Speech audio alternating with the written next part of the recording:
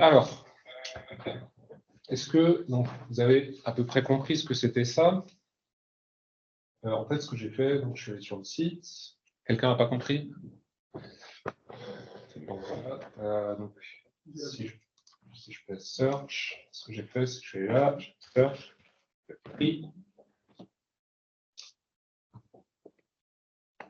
Et il y a cette liste longue comme le bras interminable qui sort et qui parle de double free, use after free, use after free, use after free, etc. Ça veut dire quoi? Ça veut dire que nous, on a l'habitude de plutôt bosser avec des langages du genre Java, Python, C#, JavaScript, qui ont des machines virtuelles. Une machine virtuelle, elle a un garbage collector, elle s'occupe de la mémoire toute seule comme une grande. Là, vous voyez Google Chrome. Google Chrome, c'est pas codé en Java, c'est pas codé en JavaScript, c'est codé en C++. En C++, on gère la mémoire tout seul. On n'a pas de garbage collector. Et du coup, régulièrement, quand on gère la mémoire, on fait des erreurs, et ça donne quoi? Ça donne des failles de sécurité. On pourrait dire la même chose à propos des machines virtuelles sur lesquelles on travaille, Java, Python, il y a des failles de sécurité qui sont découvertes aussi dedans. Tous les logiciels qui sont codés dans des langages qui sont compilés en langage machine. Donc, en général, on sait en C++, donc tous les systèmes d'exploitation, tous les outils que vous avez dans les systèmes d'exploitation du genre grep, curl, etc. Tout ça, c'est des choses qui sont codées en C, en C++, et qui sont donc sujets aux failles de sécurité liées à la gestion de la mémoire. Pourquoi je parle de ça? Parce que Rust, c'est un langage qui a, à mon sens, réussi un tour de force. C'est-à-dire que c'est un langage qui est compilé en langage machine. Il n'y a pas de machine virtuelle en Rust. Il y a un compilateur. Vous générez du code binaire que vous pouvez exécuter directement. Je code sur ma machine. Je génère un binaire, je le passe sur une machine qui vient d'être formatée, installée, l'OS vient d'être installé, etc. Je mets le binaire dessus, ça fonctionne. J'ai un fichier à transférer, ça fonctionne. Et quand on fait des utilitaires qui sont exécutés souvent sur des systèmes d'exploitation, c'est ça qu'on utilise parce qu'on ne peut pas s'embarrasser d'une machine virtuelle qui pèse lourd, qui prend la mémoire, etc. Et qui, en plus, pour le cas de Java par exemple, nettoie la mémoire à des moments qu'on n'a pas forcément prévus. Alors, ça a commencé avec Servo, Rust. En fait, c'est un employé de chez Mozilla qui aujourd'hui est parti faire des trucs sur la blockchain, j'ai oublié son nom, Graydon Hoare, un truc comme ça. En 2006, il commence à bosser dessus. En 2009, le projet Servo démarre vraiment. En fait, c'est un moteur de rendu web entièrement implémenté en Rust. Et petit à petit, Firefox, ils ne sont pas passés à Servo. Je crois que c'est en 2017, ils ont commencé à intégrer des morceaux de Rust dans Firefox. Parce que, effectivement, quand vous faites un navigateur, il se passe aujourd'hui à peu près tout dans un navigateur. Vous avez envie qu'il y ait le moins de failles de sécurité possible dans un navigateur. Donc là, c'est quelques dates historiques importantes sur le langage. Il y a 2 ans, je crois, donc là, vous avez un miroir sur GitHub de Linux. Et il y a quelques années, il y a ceci qui est apparu. C'était un événement depuis le milieu des années 80. Linux est codé entièrement en C. Ils ont fait des expérimentations pour intégrer C++, Linus Torvalds a dit non, on reste en C. Et en 2021 ou 2022, Linus Torvalds a fini par dire bon, bah, ok, on commence à rajouter des briques en Rust, on accepte. Il y a dans tout Linux, qui est à peu près le bout de code le plus exécuté au monde, vous avez du C, de l'assembleur et maintenant du Rust. Un des arguments que Linus Torvalds qui a convaincu Linus Torvalds, c'est que Rust a beaucoup plus de succès auprès des nouvelles générations que C, C++. Il y avait ça qui avait fait date aussi. Facebook avait publié cet article pour dire bon, bah, à partir de maintenant, voici les langages qu'on utilise dans le back-end. Et pour les outils en ligne de commande, on utilise Rust. C'est le standard chez Facebook. C'est effectivement un langage qui est c'est un langage bas niveau et haut niveau. C'est un des tours de force pour moi de Rust. C'est-à-dire que vous pouvez tout aussi bien coder un driver de GPU en Rust qu'un serveur web. Que vous avez tout le confort des langages modernes, mais pour descendre jusqu'au processeur, jusqu'au matériel, quoi. Et dans la ligne de commande, ça marche très bien, quoi. Je ne sais pas si vous avez déjà essayé de lancer un programme en Java depuis la ligne de commande. Alors peut-être qu'avec Gradle et Maven, on arrive à s'en sortir, mais globalement, c'est l'enfer, parce qu'il y a un truc qu'on appelle le class path en Java, et ça donne des trucs à rallonge pour lancer le moindre. J'ai toujours eu horreur de ça avec Java. Rust, après, pour être honnête, en Python, c'est facile aussi en ligne de commande. En C#, depuis 3 semaines que je m'y mets, j'ai l'impression que c'est facile aussi. Ça n'a pas l'air trop difficile. C'est une des caractéristiques quand même pour moi de Rust, c'est que c'est assez efficace pour faire des outils en ligne de commande. Il y a ce post de Discord qui avait fait date aussi. Et on a appris aussi que de toute façon, voilà, maintenant, Windows s'y est mis aussi, enfin Microsoft s'y est mis aussi pour Windows. Il commence à y avoir des bouts de Rust dans le kernel de Windows. Voilà. Et ça, c'était il n'y a pas longtemps. La Maison Blanche qui fait un communiqué pour dire maintenant on veut des logiciels memory safe. Et c'est quelque chose qui avait beaucoup résonné avec la communauté Rust. Alors, voilà le site de Rust. Alors, voilà la livre standard. Donc, voilà, de recherche. La documentation est très bien faite.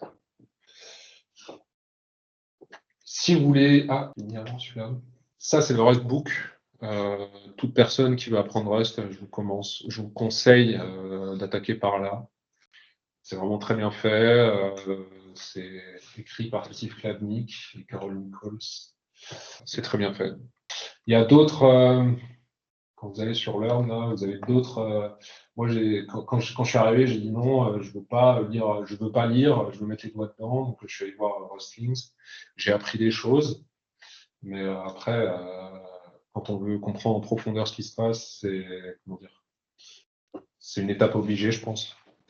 Et après, vous avez le Rust Cookbook, quand vous ne savez pas comment faire de la cryptographie en Rust, quand vous ne savez pas comment faire gestion des erreurs, comment vous interfacez avec le file system. Il y a plein d'exemples, des conseils.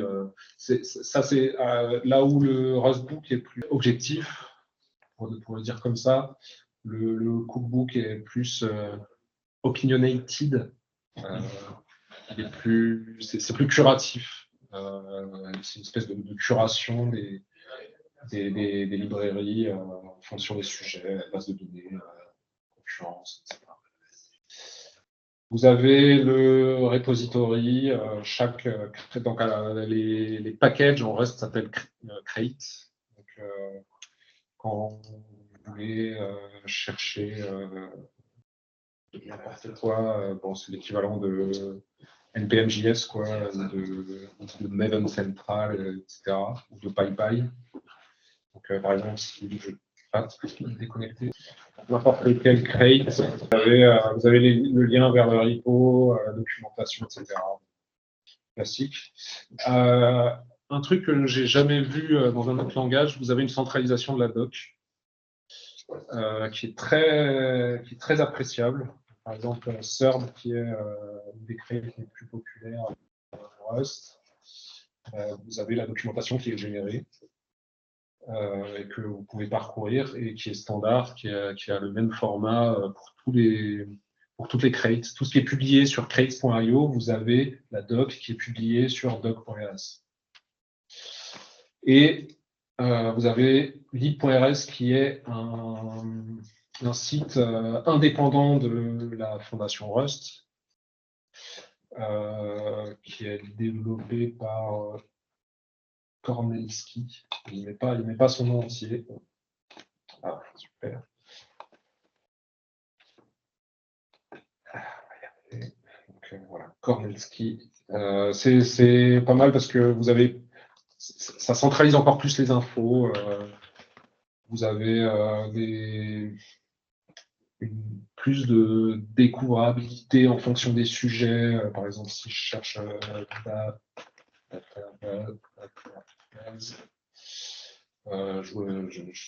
pense que ça va faire la même chose ici, mais là en plus, si je prends celle-là au hasard, vous avez des stats.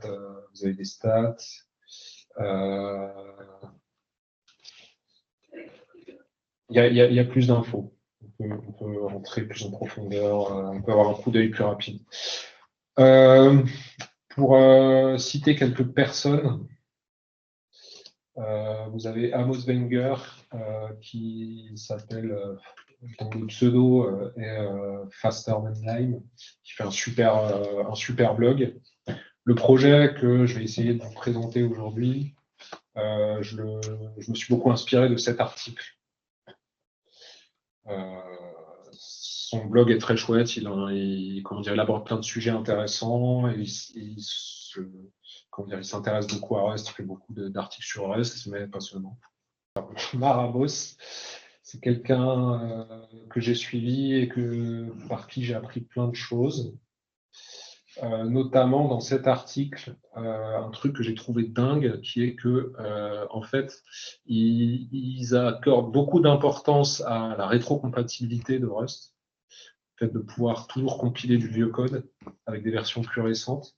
Et pour s'en assurer, ils se promènent sur tout ce qui est toutes les librairies qui sont publiées sur lib.rs. Ils récupèrent le code, ils le compilent, ça prend 3 jours, ils compilent tout le code, ils exécutent tous les tests. S'il y a le moindre problème, ils vont contacter les auteurs des librairies, ils vont pousser des merge requests.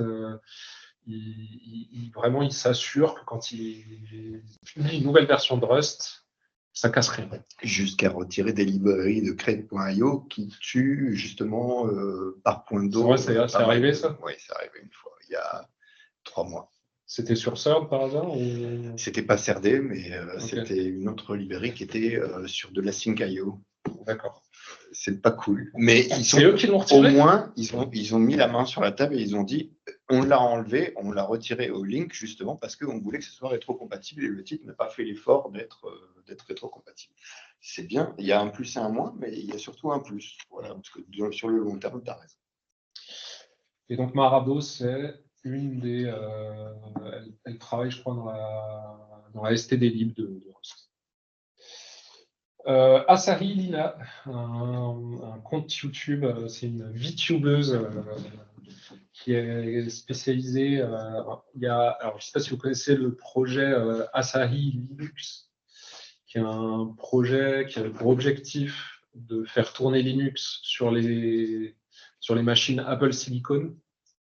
Donc, ils viennent de publier, je ne sais plus s'ils sont en bêta, il y a Fedora Asahi Édition, qui est un Fedora 100% fonctionnel sous Apple Silicon. Et notamment, ils ont dû écrire un driver pour le GPU des machines Apple Silicon. Donc là, vous avez des heures et des heures de stream d'une VTubeuse qui fait du reverse engineering et qui implémente un driver GPU pour machines Apple Silicon en Rust. Et donc aujourd'hui, c'est ça, si vous installez Asahi Linux sur votre machine, c'est son driver que vous utiliserez. Et elle a notamment découvert un bug dans le driver d'origine de macOS. Raph Lévienne, lui, il travaille chez Google. C'est un spécialiste des fontes et des courbes de Bézier, du rendu des fontes. Il fait de la publication là-dessus, publication scientifique. Et il a fait un premier framework UI qui s'appelait Druid. Et puis, il a fini par se dire que ça allait dans la mauvaise direction. Il en a fait un nouveau qui s'appelle Xylem. Il faut que j'avance. Vous avez ce site Harui Guiyet qui fait la liste de tous les frameworks GUI, parce que, comme je disais, donc c'est un langage UI. Moi, j'y suis aussi c'est un langage qui compile en langage machine. J'y suis aussi arrivé à Rust parce que j'en avais marre d'Electron. Je trouvais ça dingue que maintenant, je trouvais ça pas pensable que le futur, ce soit toutes vos applications, ce seront des Chrome déguisés, quoi. Et je me suis dit, Rust, ça se trouve, on peut faire des choses, on peut faire des interfaces graphiques et tout, sans les inconvénients de C++, qui sont ce que je disais au début, gestion de la mémoire. Donc eux, ils listent tous les frameworks UI qui existent et ils se demandent si est-ce que Rust est prêt pour faire des applications UI en masse. Vous avez notamment ce framework-là avec lequel j'ai un peu joué, qui est basé sur le pattern Helm. Je ne sais pas si vous connaissez, mais c'est le même design pattern que Helm. Et donc là, Xylem, dont je parlais tout à l'heure. Il y a le pendant de Harui Guiyet, il y a Harui Gameyet, donc qui se demande si on peut faire des jeux vidéo avec Rust. Donc c'est pareil, il liste un ensemble d'outils et des game engines. Parmi les game engines, il y a Bevy, qui est un moteur de jeu en Rust. Ça, c'est mon émulateur de terminal que j'utilise depuis 2-3 ans maintenant, qui est codé à 100% en Rust. Zelidge, pour ceux qui connaissent Tmux, c'est une espèce de Tmux modernisé. Helix, c'est un éditeur de code, un éditeur de texte en ligne de commande, donc un espèce de Vim, mais beaucoup plus, qui essaye beaucoup plus d'intégrer les choses. Vim, la philosophie de Vim, c'est plus, tu as la structure de base et tu rajoutes tes briques par-dessus. Là, ils essayent plus de faire quelque chose de complet. Vous avez l'APC qui est une espèce de VS Code codé en Rust. Astral, c'est une entreprise qui fait des outils en Rust pour Python. Par exemple, Ruf. Ruf, c'est un linter pour Python qui est extrêmement rapide. Vraiment, c'est instantané. N'importe quelle base de code, vous avez tous vos lints de manière quasi instantanée. Ils ont fait un concurrent de pip, pour ceux qui connaissent pip en Python, et ils sont même en train de faire un concurrent de Poetry, donc à savoir un package manager complet qui gère 100% du cycle de vie d'un projet, y compris la gestion des versions de Python. Pour info, dans ma mission, on est passé à Rust, à Ruf. On est passé à Ruf sur le code. Tous les projets Python dans l'équipe utilisent Ruf. Enfin, peut-être pas tous, mais en tout cas, c'est dans nos bonnes pratiques. C'est dans la liste des bonnes pratiques. Et RedoxOS, pour finir, c'est une implémentation d'un kernel Unix-like, qui doit être compatible Linux, etc., 100% codé en Rust. Donc ça fait quelques années qu'ils sont dessus. Et ça avance. Et dans PopOS, alors en fait, Redux, c'est développé par des gens qui s'appellent System76, qui sont des fabricants de PC Linux. PopOS, c'est une de leurs distributions Linux. Et notamment, ils sont en train de travailler, il y a eu des publications récentes sur leur leur environnement de bureau cosmique, qui est 100% Rust aussi. Donc, un concurrent de KDE, GNOME, etc. Voilà. Alors, je propose de démarrer un nouveau projet. Je propose pour montrer qu'on est proche de la machine, qu'on peut faire du matériel, etc., implémenter un lecteur de musique. Quand on travaille avec Rust, on fait tout avec Cargo. Et ça, c'est un bienfait. C'est-à-dire que dans tous les langages par lesquels je suis passé, il y a tel outil, il y a tel outil, tel nouvel outil qui est mieux que tel outil pour gérer les dépendances, pour faire le formatage du code, pour faire du linting. En Java, vous avez Sonar. Après, je crois même pas qu'il y ait d'outil de formatage standard, de formatage du code en Java. Dans Rust, il y a Cargo et c'est tout. Cargo fait la compilation, Cargo fait la gestion des dépendances, Cargo fait le linting. Alors non, pas Cargo. En fait, vous installez Rust et vous avez tous les outils. Vous installez Rust avec... Ah oui, c'est dans Learn. On va dire Rustup pour installer Rust. Oui. Rustup et Cargo, mais c'est important. Cargo, voilà, c'est le go-to. Ah voilà, c'est là, c'est install. Donc, copiez ça dans votre terminal, vous faites entrer, vous avez tout. Vous avez le linter, vous avez le formateur, vous avez la gestion des dépendances, tout. Et personne se dit, tiens, moi je vais faire un outil de gestion des dépendances qui est mieux. Non, ça, la communauté, ils ont compris, on n'a pas de temps à perdre avec ça. Il y a Cargo, ça fait tout, ça le fait très bien.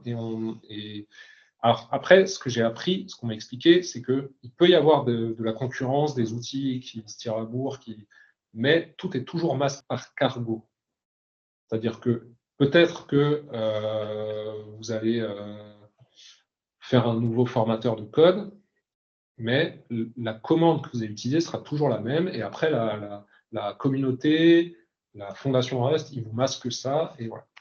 Donc là, pour faire un nouveau projet, je fais Cargo new et vecteur de musique, je propose de l'appeler Woody.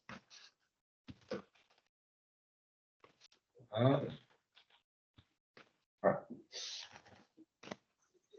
Alors, imaginez. Ah, oui, c'est vrai, il faut que je commit tout ça. Voilà. Donc, j'ai un main qui fait Hello World. Voilà. Si je fais Cargo run, j'ai Hello World. Très bien. On peut commencer à faire un test. Alors, est-ce que... Non. Alors, je crois... Ça, je vais tricher un peu parce que je ne me souviens jamais. Donc, tu cherches, est-ce que vous voyez la beauté du truc? C'est le premier langage qui intègre directement, bon, il y a peut-être Python aussi dans lequel tu peux le faire, mais c'est plus du hack, le test avec le code de prod. C'est vrai. C'est d'une beauté pour ceux qui sont... Après, en vrai, on pourrait le mettre n'importe où, le test. Hein. Tu pourrais le faire dans un fichier à part. C'est vrai que la convention, c'est plutôt de le mettre directement dans le code qui va avec. Alors, moi, j'ai fait. Je sais pas. Ouais, ok. Désolé, j'ai perdu. C'est une discipline tout intégrée comme ça. C'est quand même... Oui. Ok. C'est surtout que c'est pas compilé. Après, si c'est compilé en mode prod, le test disparaît. Donc, on a des modules. Dans le code de prod, au plus près. Très voilà.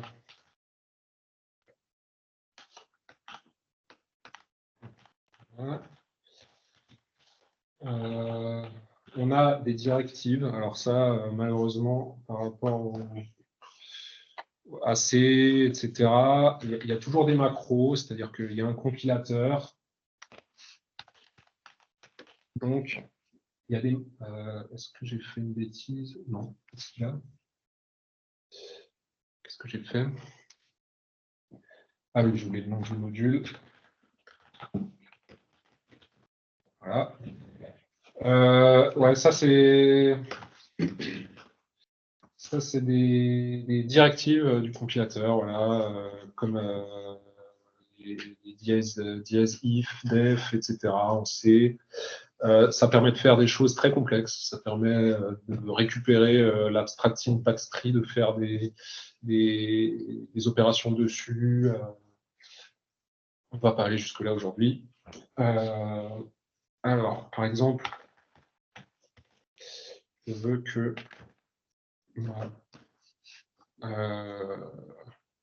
mon lecteur il ait une playlist.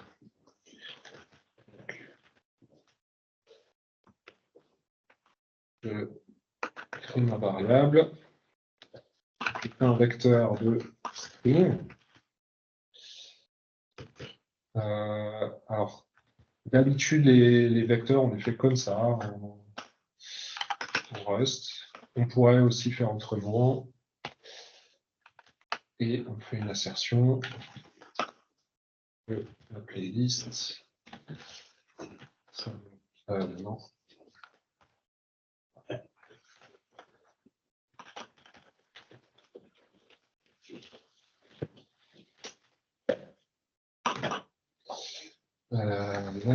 Merci.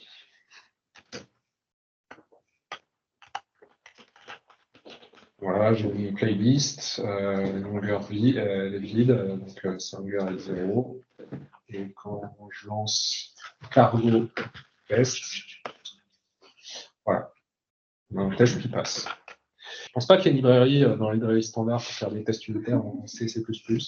Alors moi je sais, et c'est des macros, tests, machin, truc, et c'est dégueulasse. Ce que tu nous montres, c'est la beauté pure. Je suis très impressionné par Rust sur cet aspect-là. On peut faire un vecteur comme ça aussi. Voilà. Là, on dirait que j'ai appelé un constructeur. Mais en fait, je n'ai pas appelé un constructeur, j'ai appelé une fonction qui est classique. On est en orienté objet, mais pas vraiment. C'est-à-dire qu'on a des structures de données. On attache du comportement à ces structures de données, mais on ne fait pas d'héritage. On n'a pas d'héritage. On a des traits dont, je crois, Alexandre vous a parlé quand il a parlé de Haskell. Et oui, quand il a parlé de Liskov. Et donc, on implémente des traits, donc ça ressemble aux interfaces. On peut peut-être dire qu'il y a aussi les points d'exclamation qui vous avez montré au départ, qui sont en fait remplacés. C'est comme des macros. Oui, c'est aussi des macros. Remplacés et qui vont faire le code que vous montre Nicolas. Alors maintenant... Pardon? J'ai une typo. Ah oui. Playlist, en effet.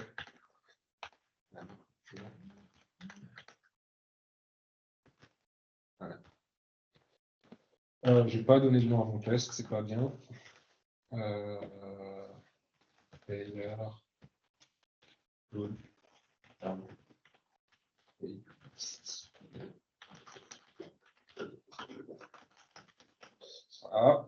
Ah, parce qu'il y a... Oui, en effet, j'ai fait une bêtise. Hop. Voilà. On va rajouter des choses dans la playlist.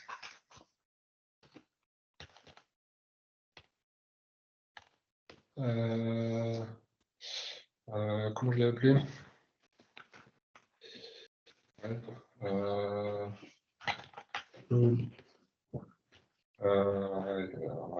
Oui.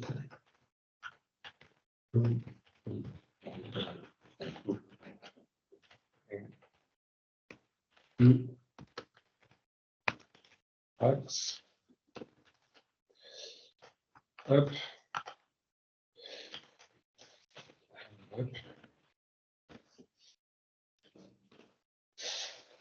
Donc, on reprend notre playlist. Qui a un vecteur, string. On va faire avec ça. Et donc maintenant, je veux vérifier que j'ai quelque chose dans la playlist. Donc, si je fais playlist get de 0,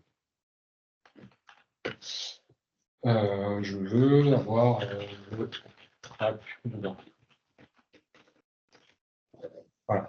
Alors, déjà, j'ai un mismatch. Pas comme ça. Comme ça. Il me dit que j'ai une option, mais que j'ai une string. Alors, qu'est-ce qui se passe? Get.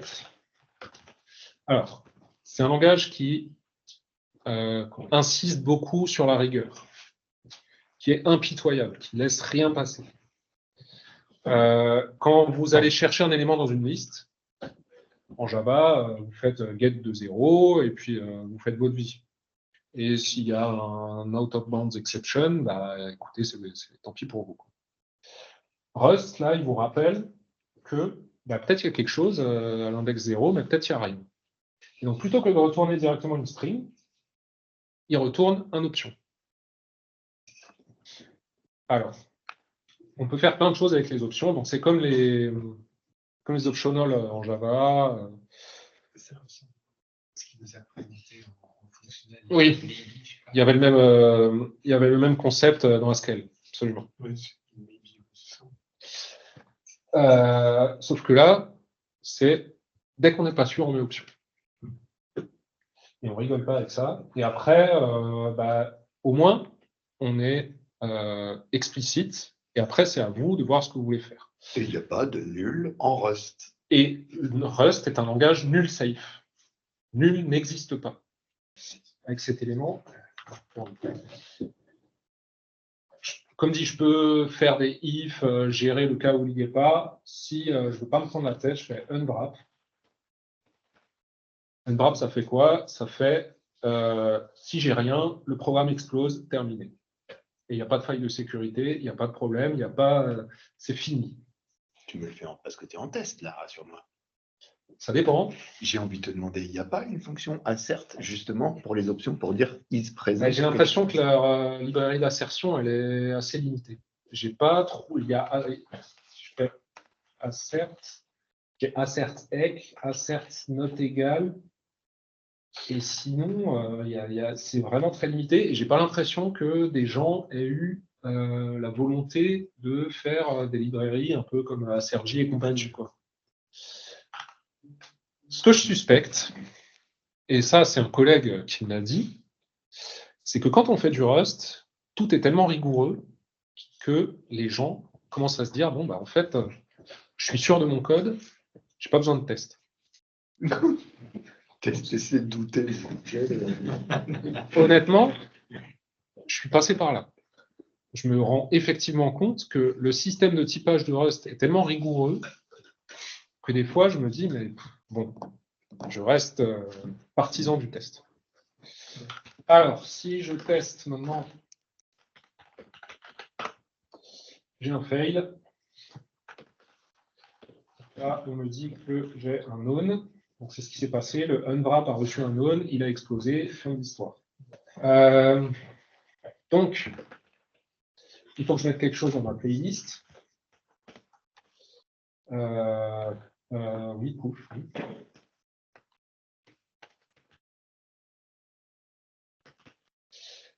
Et là, j'ai un problème. J'ai deux problèmes. Mais on n'en voit qu'un problème. Ouais, on n'en voit qu'un problème. Il me dit que j'ai une liste de strings, mais que j'ai mis un str dedans. Qu'est-ce qu'un str?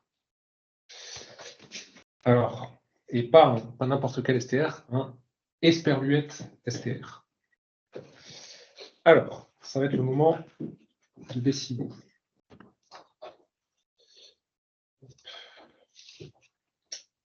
Et je ne peux pas la gagner. Dans tout, je crois, hein, tous les langages divisent le monde de la mémoire, en tout cas, en deux catégories. Vous avez, je ne sais pas si je peux me mettre. Ah, voilà. Vous avez un stack et vous avez quoi d'autre? Le tas, effectivement, le heap.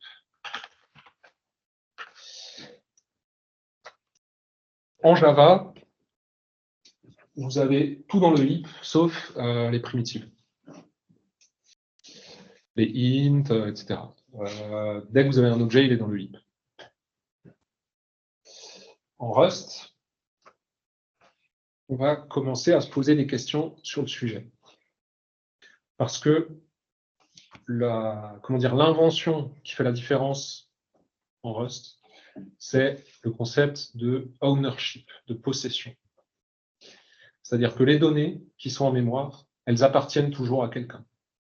Et elles peuvent avoir un seul possesseur, un seul propriétaire. Donc, dans le heap, il peut y avoir plein de choses. Dans la stack, vous avez des frames qui s'empilent en fonction des fonctions que vous appelez.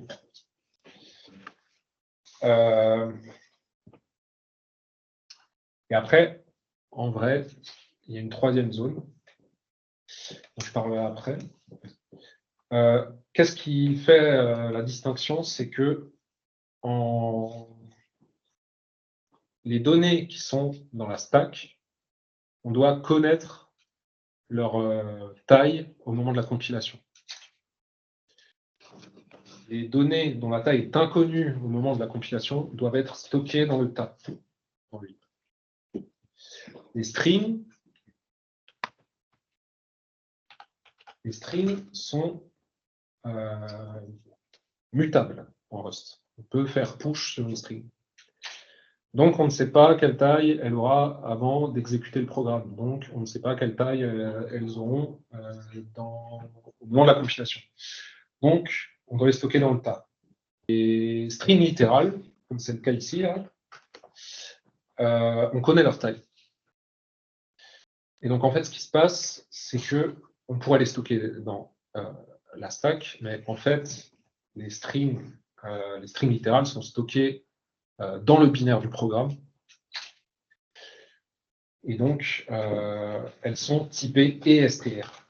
Alors, tiens, je peux faire ça. Variable. Donc là, on a un ESTR. STR, donc c'est le type qu'ils ont choisi pour représenter les strings littérales. Et le E, ça veut dire que c'est une référence. C'est-à-dire que vous allez avoir quelqu'un qui possède l'objet. Donc là, si value possédait l'objet, ce serait STR. Et comme je peux avoir qu'un seul possesseur à la fois, des fois j'ai besoin. Alors en fait, si je voulais faire passer STR d'une fonction à une autre en appelant la fonction, donc en montant d'un niveau dans la call stack, soit je lui transfère l'ownership, et donc c'est lui qui devient le possesseur de ma string. Ça va me poser problème après si je veux continuer à m'en servir. Donc, ce que je peux faire, je peux passer des références. Donc, ça, c'est ce qu'on fait en fait tout le temps en Java, etc. Donc là, c'est explicite. On a une référence vers un objet de type string littéral. Et on n'aura jamais que des références parce que c'est dans le binaire du programme. Donc, si c'est dans le binaire du programme, je ne peux pas le récupérer à moi. Donc, vous n'aurez jamais d'objet STR. Vous aurez toujours des ESTR. Donc là, je suis obligé de faire value to string. Alors que j'ai un... Ah, voilà, deuxième problème. Je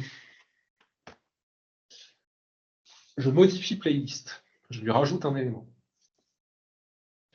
Rust a décidé que toutes les variables étaient par défaut immutables. Je n'ai pas le droit de modifier une variable. Si je veux modifier une variable, je dois être explicite. Donc, je dois le dire. Je dois dire que c'est mutable. Et là, j'ai le droit de rajouter quelque chose dans ma playlist. Donc là, si je viens là, que je relance le test, ça passe. OK. C'est quoi l'intérêt de stocker des des variables dans le stack. En fait, le stack, c'est fait pour les fonctions parce que tu as besoin, c'est récursif, les appels des fonctions, tu as besoin tout le temps du sommet de la pile. Du coup, c'est des variables. La stack, on doit savoir quelle taille ont les objets. Ça ne peut pas. C'est une zone de la mémoire qui n'est pas extensible. C'est décidé par le compilateur. Donc, tu stockes des choses dans la stack parce que, en fait, tu appelles des fonctions. En fait, tout ce qui est là, tout ce qui est dans ma fonction, là, c'est dans la stack. Tout. Là, même. Alors, lui, après, en fait, ce qu'on ne voit pas là, c'est que là, j'ai un pointeur. J'ai une référence. Si je vais. Je ne sais pas si je vais le voir là. Et les références sont pas stockées dans la stack. La référence est dans la stack. Les données de la string sont dans le tas. Vas-y, termine. En fait, ce que je voulais dire, c'est que le structure de données du stack, c'est que c'est fait pour que tu n'as pas besoin de plusieurs données en même temps. Par exemple, si tu stockes 10 variables dans ta stack et que tu auras besoin et tu veux récupérer les dixièmes, tu auras besoin de passer par les 9 d'avant pour le récupérer. Et c'est fait pour les fonctions parce que si tu appelles une fonction imbriquée, tu n'auras pas besoin de ta fonction en haut avant que la fonction qui est à l'intérieur soit terminée. Du coup, je ne vois pas l'intérêt de mettre des variables dans les stacks. Ce sera difficile de les récupérer. En fait, de base, tout est dans la stack. Tout est toujours dans la stack. Parce que, en fait, tu as des fonctions et tu appelles des fonctions. Et ces fonctions, tu as une stack frame qui, à chaque frame, correspond à un appel. C'est l'architecture des machines, comme on dit. Ouais. L'architecture d'une machine, elle a un contrôleur, une stack avec des références, des adressages mémoire, des registres qui se chargent, etc. Et tu as effectivement, c'est la façon.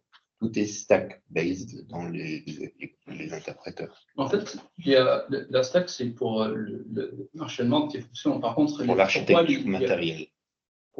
C'est comme ça qu'on a fait pour exécuter. Et il y a un autre avantage qui est que le heap, vous avez le processeur. Le processeur, il a des caches. La stack, les stack frames, elles sont dans le cache du processeur parce qu'on sait quelle taille elles font et donc on peut. Le cache, il a une taille limitée. On peut stocker des stack frames dans le cache parce qu'on sait quelle taille ça va faire. Le heap, il est peut-être dans un cache, mais un cache plus lointain, plus difficile d'accès, ou voire il est carrément en mémoire principale.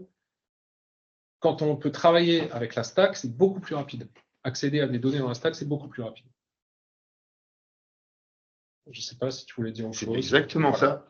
Le heap te permet d'avoir une structure de données qui est la tienne et en plus de charger différentes tailles. La stack, c'est quelque chose qui fait partie de l'architecture matérielle qu'on appelle le qui permet d'exécuter les programmes avec des références de fonctions, des références de pointeurs, etc.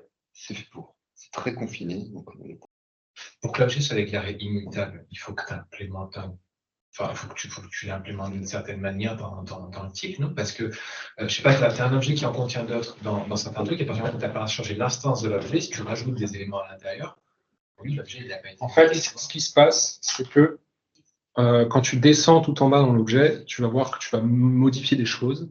Et si tu veux modifier des choses, si tu veux appeler des méthodes qui modifient des choses, tu es obligé de dire, si tu regardes la signature de push, tu as un self en premier paramètre, le self, il est mutable. Et si tu veux implémenter self, si tu veux implémenter push, tu es obligé de dire que tu vas muter self.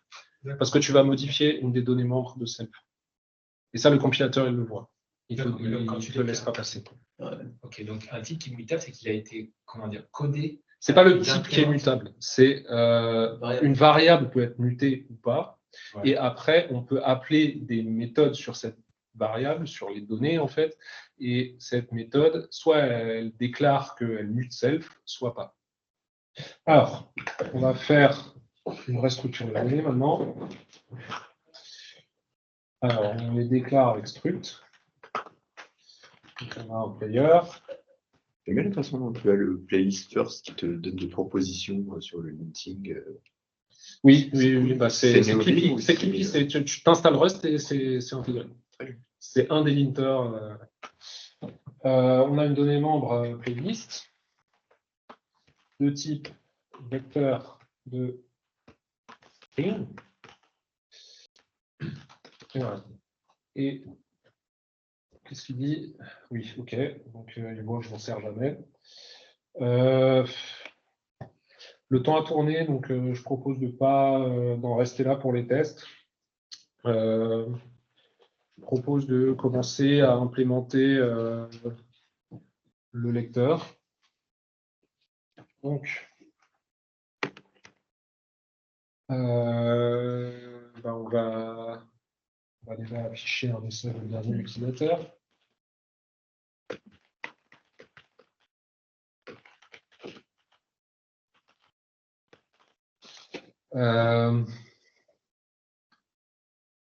Alors, on va lire.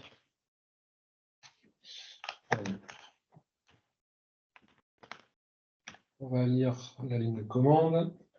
Je ne peux pas faire un print time plutôt.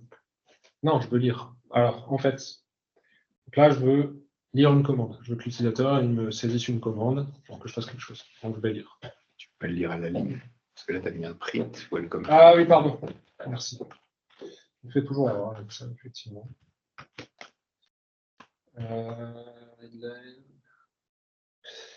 Oui, donc il faut que je déclare une string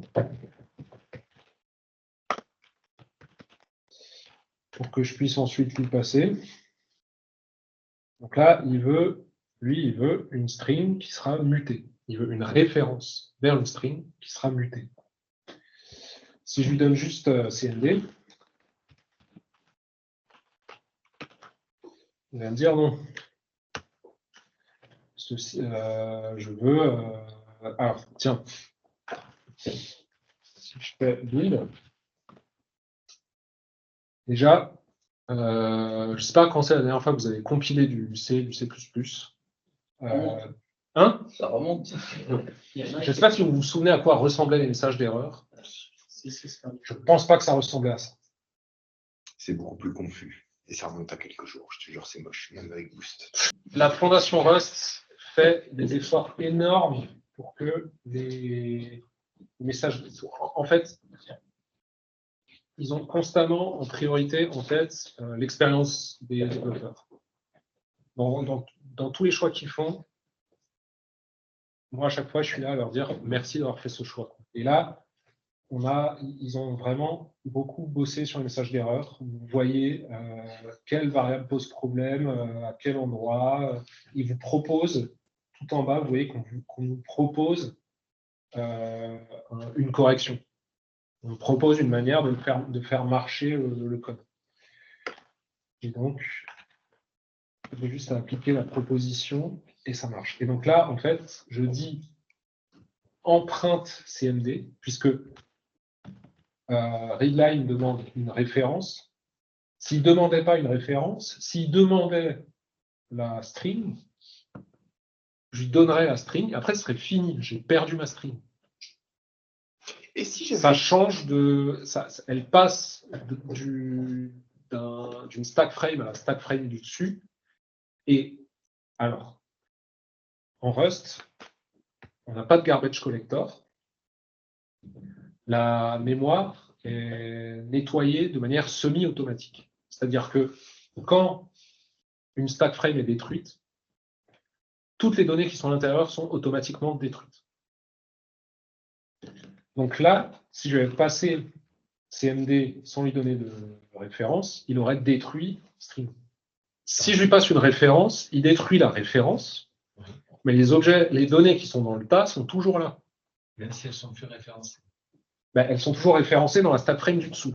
Si c'est plus référencé, c'est que petit à petit, tu as drop des stack frames et que ça a été nettoyé, quoi.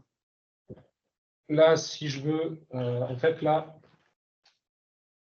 lui, il renvoie un result.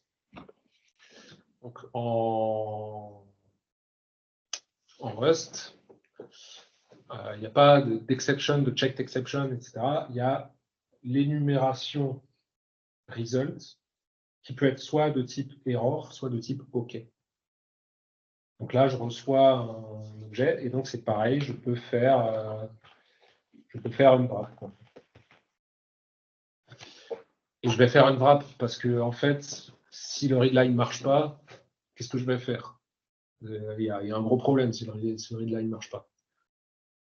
Donc, je fais une wrap. Oui, justement, bonne question. Ben, si je reçois un result qui est de type error, ça fait la même chose que tout à l'heure avec l'option qui est none. Ça explose. Le programme explose, c'est fini.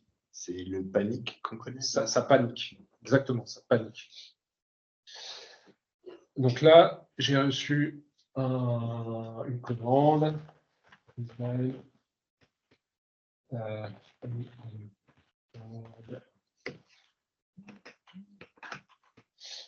CMD. Donc voilà, on a des string templates. Alors, par rapport à ce que tu disais tout à l'heure sur le SDA qui sont en mémoire, comment ça se passe pour les strings templates? Parce que pour le coup, tu ne peux pas prévoir leur taille. Alors, en l'occurrence, il y a un point d'exclamation. C'est donc une directive, et donc c'est le compilateur qui fait un peu de la magie derrière, je pense. Et quelle magie? Println fait partie des macros non pas statiques, mais dynamiques de Rust. Ok. On peut aller voir, non, mais voilà, c'est une magnifique macro. Pour le moment, j'utilise les macros que je dois utiliser, mais je ne me suis jamais amusé à coder les macros. Je ne me suis pas encore pris la tête à savoir comment ça marchait. On peut voir ce qu'il donne comme type pour le string interpolé, là. Oui, bah ça, alors ça, si je le sors de println, il ne va pas voir que c'est une string template. Si, bah non, même pas, tiens. Il propose. Alors, si je fais ça. C'est n'importe type. Var égal. Non, je vais y arriver. Ah si, bah voilà, mais il croit que c'est une string classique, et du coup, si je fais println de var, il ne va pas comprendre. Ah. Ça n'a pas de type, c'est un argument passé à une macro. Et Attends, encore là, une fois. Ah oui, non, tu ne peux pas appeler println directement en lui passant directement une variable. Tu es obligé de lui mettre un string littéral. Et si tu veux qu'il affiche une variable, il faut le mettre entre crochets comme ça. Encore une fois, Rust interdit le borrowing des variables à l'intérieur du scope, puisque c'est une macro et qu'elle s'exécute indépendamment de votre code. Donc ça va remplacer du code et c'est juste un argument sans aucun type. Et cette macro, le point d'exclamation, vous dit juste, il y a quelque chose qui va être remplacé là, mais je ne prends rien de ce qui t'appartient à toi. Je vais juste exécuter cette modification de code. C'est super, c'est très très. Le println est une des macros les plus compliquées apparemment de Rust. Je ne suis pas rentré dans l'implémentation, c'est assez compliqué. Bon, faisons des commandes. Donc là, les commandes, je propose de faire un enum, parce qu'on sait quelle commande veut autoriser à l'utilisateur ou pas. On utilise beaucoup les enums en Rust. Donc ça, c'est un peu c'est pareil que Haskell. Haskell est un peu pareil là-dessus. Vous avez un enum avec différents membres et après, vous pouvez faire du pattern matching dessus. Donc, par exemple, on veut NQ.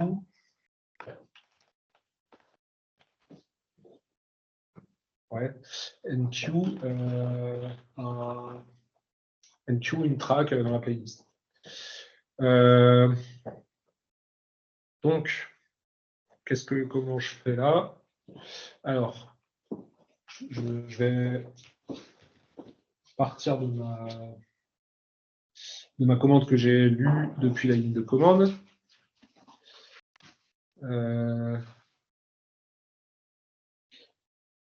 Donc ça, on va le renommer. Voilà, c'est bien ça. Allez. On va mettre user input.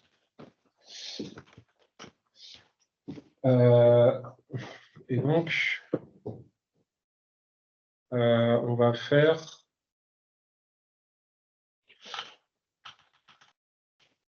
Alors, sur les enums, on peut implémenter des interfaces. On peut implémenter des traits, pardon. Donc, on va implémenter un trait.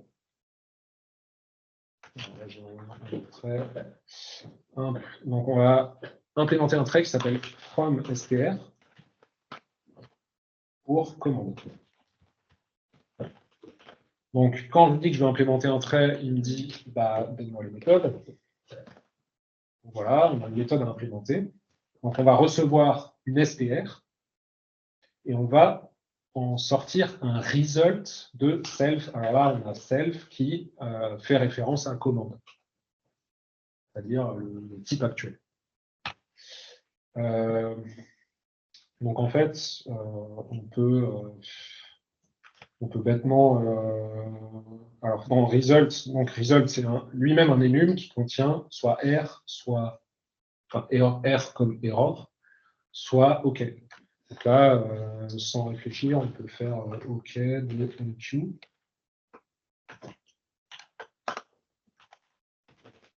Donc là, voilà, je retourne. Ah oui, alors, ça, c'est un peu compliqué. C'est un peu comme les génériques. Il faut que je dise le type d'erreur, quel type d'erreur c'est. Donc, on va faire un type d'erreur rapidement. Je vais faire un script error.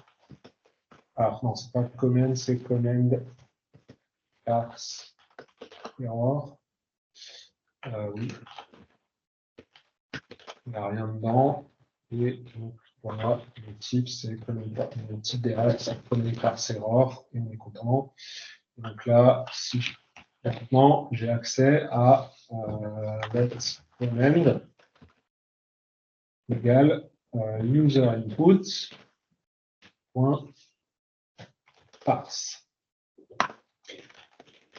Grâce, alors là, il n'est pas content parce que parse, en fait, on ne sait à quel type ça peut retourner plein de choses.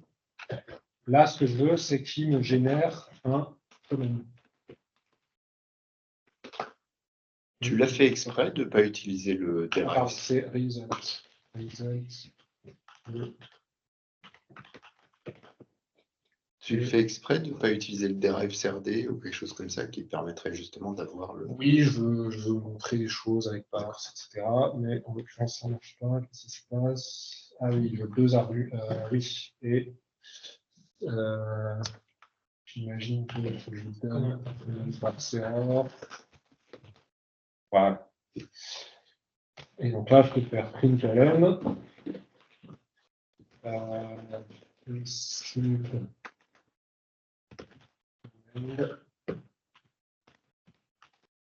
Alors, hop. Command. Ah, non, c'est bon.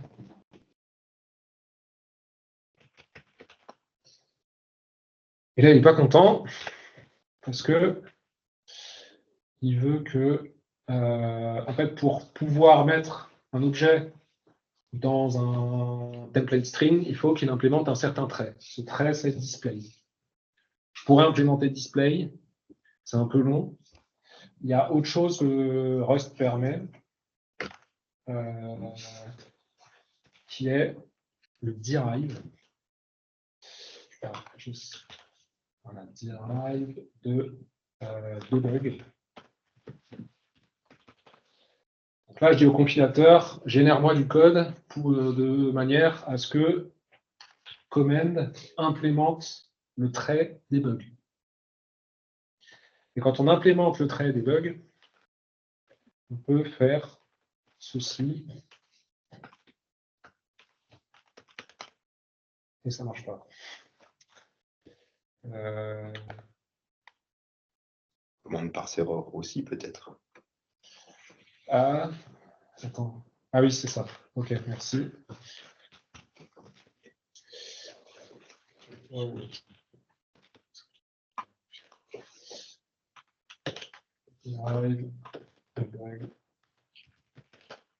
Voilà. Et donc là, si je vais, je vais faire n'importe quoi et j'ai une commande OK de NQ. Alors, j'ai reçu un result qui contient NQ.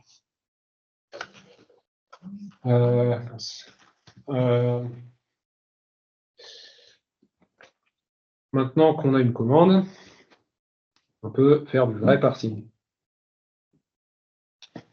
Donc, Ici, plutôt que de bêtement faire OK, on peut utiliser le latch. Donc S qui est de type str, on peut dire si j'ai E, par exemple, comme MQ,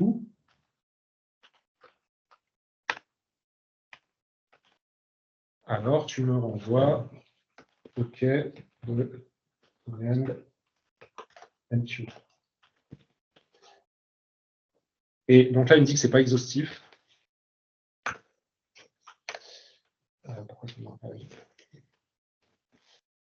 Il dit que ce n'est pas exhaustif, je n'ai pas couvert tous les cas. Ça, c'est un des intérêts du pattern matching en Rust, c'est qu'il est forcément exhaustif. Donc là, je ne peux pas être exhaustif, je ne peux pas couvrir tous les cas, donc je vais rajouter un cas par défaut. Un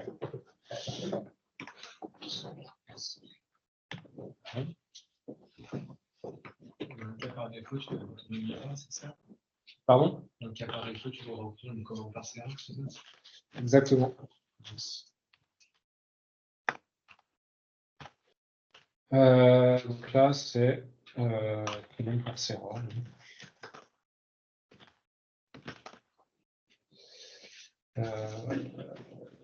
Ah oui, il me manque R.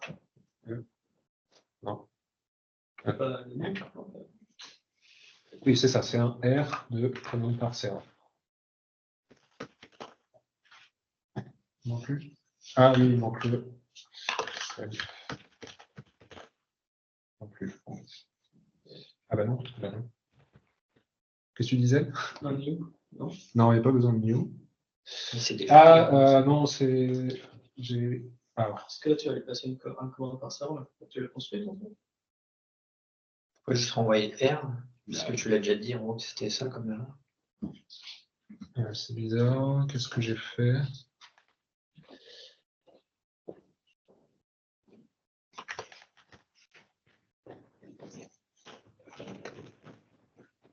C'était A. Value from. Oui, mais alors ça veut dire que je vais pouvoir en fait, je vais pouvoir faire ça.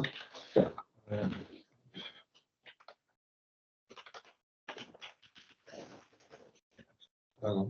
Ah, comme ça? Ah, voilà. Pour ça. OK. Et donc, maintenant, si je tape n'importe quoi, je reçois une erreur. Si je fais E, j'ai. Alors, oui, le majuscule. Oui, alors ça, c'est parce que j'ai récupéré le.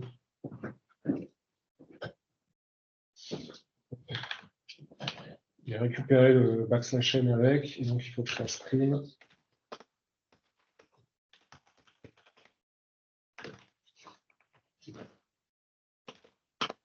Et j'ai mon OK. J'ai mon MQ. OK, très bien. Maintenant que j'ai une commande, je peux, pareil, faire du pattern matching dessus.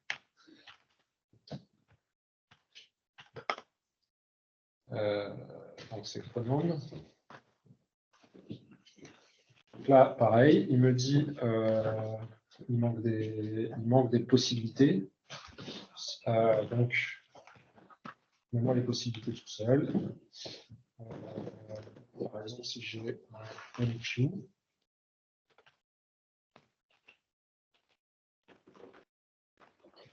faire un print time pour le moment.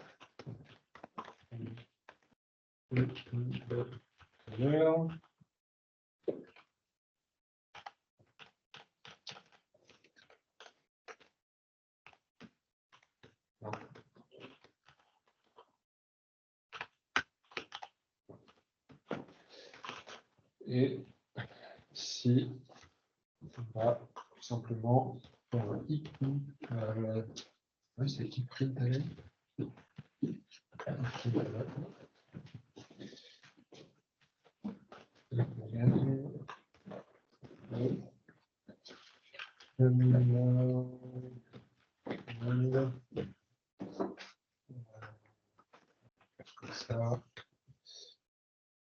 qui est là. Donc,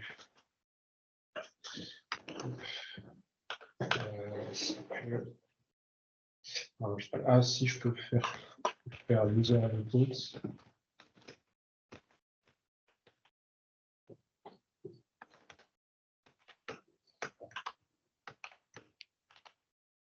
Alors, c'est pareil, il faut que je mette. Ah non, j'ai pas besoin des crochets. Ok, passe.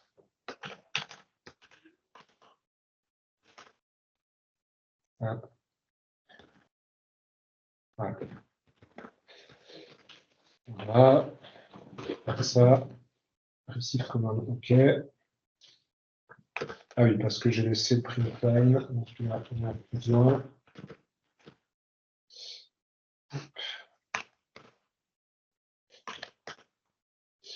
Q et ici. Ça. Ok. Donc maintenant, on va récupérer un argument. C'est cool, ça marche la virgule à la fin hein, pour le faire du matching. Bah ouais, ça marche. C'est cool. Je peux vouloir être case insensitive aussi. Donc là, je peux dire E majuscule ou E minuscule.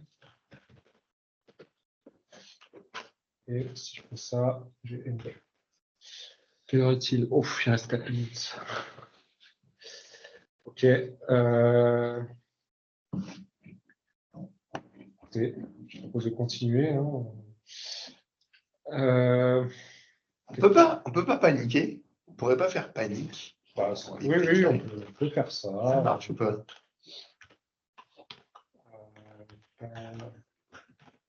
Panique. Ouais. Et on peut passer une chaîne. Oui, ça marche pas.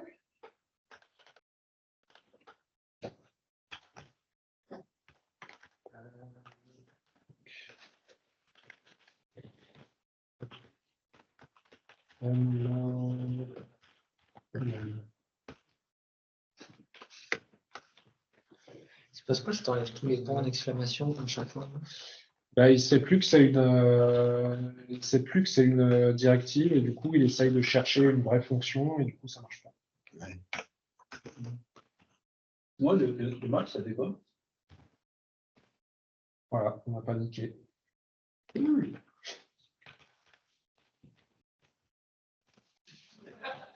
Pardon? Nicolas, le match, ça fait quoi? Alors le match, c'est du pattern matching. C'est l'équivalent d'un switch, en fait. C'est l'équivalent d'un switch, mais avec des super pouvoirs, si on veut. Tu prends une regex en entrée? Non, c'est pas une regex. Tu peux mettre n'importe quel type. Tu peux mettre n'importe quel type, et après, dans chaque branche de ton match, tu vas pouvoir dire si j'ai tel type avec tel élément dedans, fais ci, si j'ai tel type, etc. Et le compilateur s'assure que dans ton match, tu sois exhaustif. Donc, si maintenant je veux rajouter pay, par exemple, là, tout d'un coup, il me dit c'est pas exhaustif. Et effectivement, je n'ai rien implémenté pour le cas où l'utilisateur choisit la commande play. Donc, on peut rajouter une branche et mettre no. Voilà. Donc, si je mets là, ben là, ça n'a pas marché, puisque je ne prends pas en compte le cas où l'utilisateur saisit P. Donc, je peux rajouter P ou P.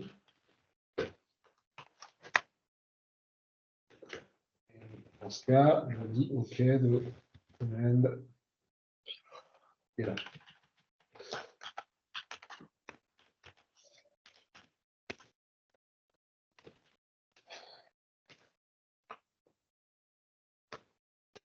Et donc là, si je fais P, no playing. Donc ça aussi, ça fait partie de la rigueur de Rust. Les matchs doivent être exhaustifs. On ne laisse pas de match au hasard. Alors après, il y a le cas par défaut, Mais le cas par défaut, vous l'avez mis, c'est vous qui l'avez mis. Vous ne pouvez pas l'oublier, enfin, vous pouvez l'oublier, mais bon, au moins, à un moment donné, vous avez été explicite. On n'a pas vu, on n'est pas allé aussi loin que je voulais. Donc, il y a des choses que je voulais montrer. Partie 2 la prochaine fois. Ça peut. Je lisais un article où il disait, en fait, la communauté Rust, sa plus grande feature, c'est l'empathie. C'est-à-dire que tu souffres. ils savent que c'est pas facile. Et alors après, il se passe plein de choses dans la communauté Rust. Il y a eu des conflits divers et variés. Qui montre exactement le contraire. Mais au moins, ils font preuve d'empathie envers le développeur. C'est-à-dire dans tous les outils qu'on met à ta disposition, on fait des erreurs. Quand on te crache une erreur, quand le compilateur te crache une erreur, ils savent que bon bah faut mettre les formes. Faut aider les développeurs au maximum. C'est ça que ça fonctionne. Et un dernier truc que je veux vous montrer, désolé, c'est si je fais voilà, si je fais ça par exemple. Non. Donc là j'ai une erreur de compilation. Si je fais cargo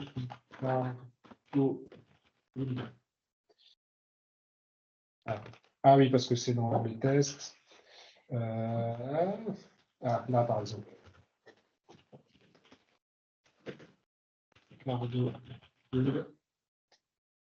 Vous voyez là ce qui vous dit ici, c'est quand même assez fort. Ça, je trouve ça vraiment génial. Ok, c'est vrai.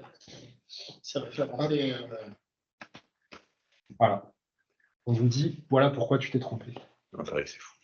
Et qu'ils mettent vraiment la ligne surlignée là où il y a le problème, etc. C'est un truc de dingue.